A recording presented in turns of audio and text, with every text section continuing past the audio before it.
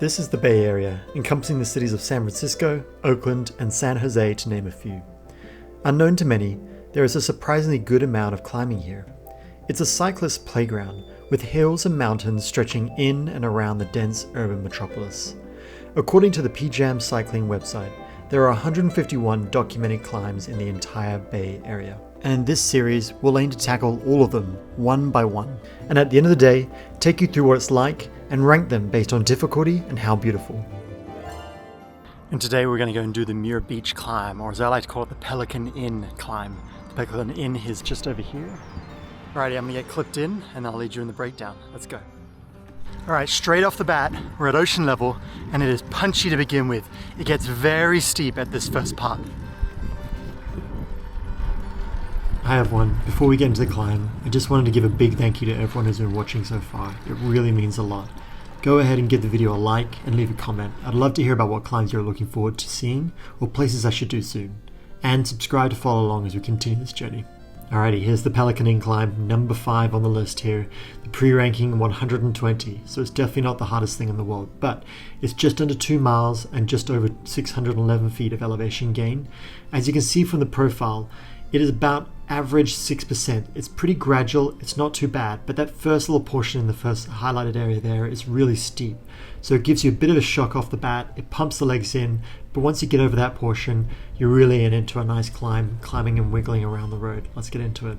You can see behind me, there's Muir Beach, and the little community there, and that's where we started the climb at the Pelican Inn turnoff. Up and up we go here, through the valley.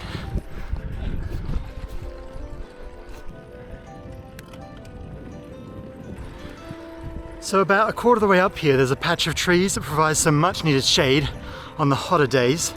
We're in the kind of the depths of winter, so it's semi-cool at the moment, but I always think about on this climb, getting to that first patch of trees to get us some shade here.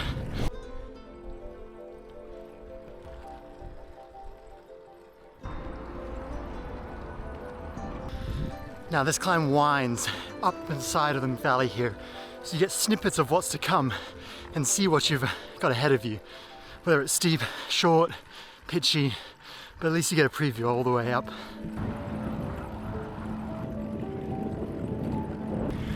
Okay, halfway now.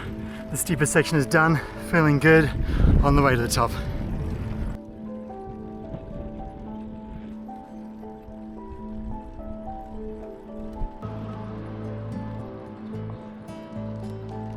Alright, that patch of trees up there is the finish.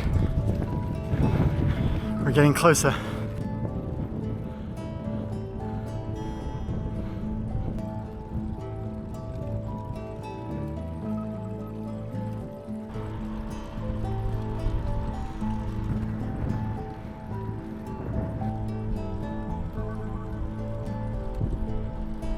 Alright, here we go. Here's the top.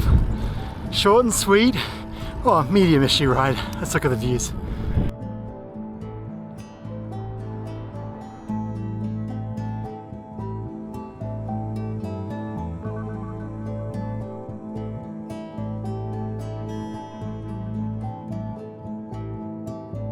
Okay, a little out of breath, but here's the top. You arrive at a car park or polo fair area. And then behind me here is Muir Beach, back where we started at sea level, all the way to this point here. So on a clear day, you get great views down there.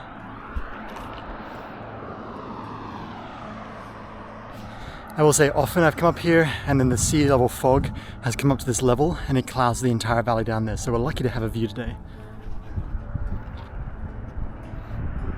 And then that there is the Bay Area Ridge Trail, which is a circumnavigation of the entire bay via trail.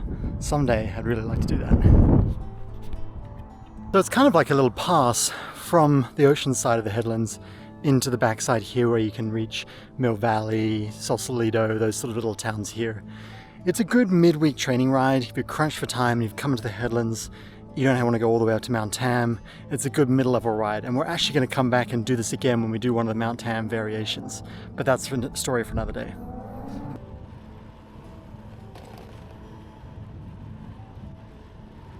Alrighty, Pelican Inn climb in the books. That's number 5. We're making our way through them slowly but surely. So, difficulty rating, how does this stack up? Well, I'm going to put it middle of the pack right now, just under 5 at 4.2 out of 10. It is definitely not the hardest in the books, and it's a smaller climb compared to the rest. But that's what we're going to come along in this series. We're not always going to have the big mountains, the big honchos of the Bay Area. We're going to come across some that are great for midweek rides to add a bit of spice in amongst longer out rides in the northern part of Marin. And so this is what it is. It's sort of an intermediate stage. It's cruising on through, trying to work out the legs and add to your training rides type of deal. In terms of beauty, I'm actually going to drop this down to the bottom. It's 2.5 out of 10. It really isn't anything special in terms of beauty. And I will say, just because of its position in the headlands, there's a lot of times throughout the year where it's shrouded in fog and you actually really get no views as you're going all the way up, and you're sort of just pedaling through the fog all the way to the top. The scenery around it is nothing also to write home about. You do get wiggles and you go through a little bit of a forest, and then you get a bit of glimpses back towards the ocean, but they are small glimpses, and really for the most part you're looking at barren hill land all the way around to the top. It's also, in terms of beauty, it's a 2-lane road that wiggles and is often busy with cars and buses bringing people into the headlands, into Muir Beach and to the Muir Woods. So often in the mornings it can be extremely busy, a lot of cars coming down the hill and wiggling around, so you can feel often uncomfortable on this road. So that's why it's on the lower end of the sides, but that's alright. We got it done, we added a tally, we're moving on, more climbs to come. Thanks so much for joining this week. Catch you next time. Bye.